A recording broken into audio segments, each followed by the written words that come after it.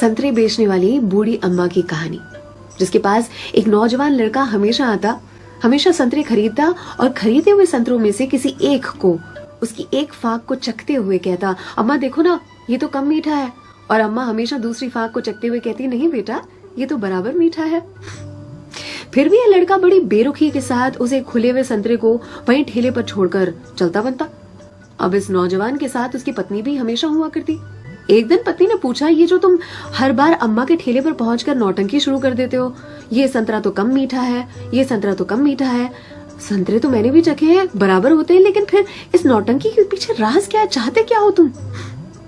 इस पर लड़के ने अपनी पत्नी को एक मीठी सी मुस्कान दी और कहा, मुझे भी पता है कि सारे के सारे संतरे बहुत ही मीठे होते हैं, लेकिन तुमने कभी अम्मा को देखा है?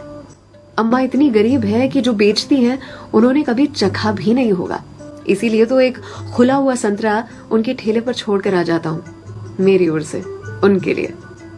अम्मा के बाजू में जो सब्जी वाली थी, उसने एक दिन कहा उनसे, आपको पता है ये जो सरफिरा आपके ठेले पर आता है संतरे खरीदने के लिए, इतनी चिकचिक करता है आपसे कि आप नाप तोल में उसे ज्यादा संतरे दे देती हो।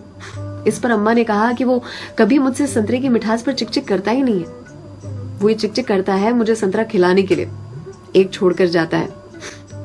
क्या मुझे पता नहीं है? उसकी चिकचिक में भी उसकी प्यार की मिठास नजर आती है।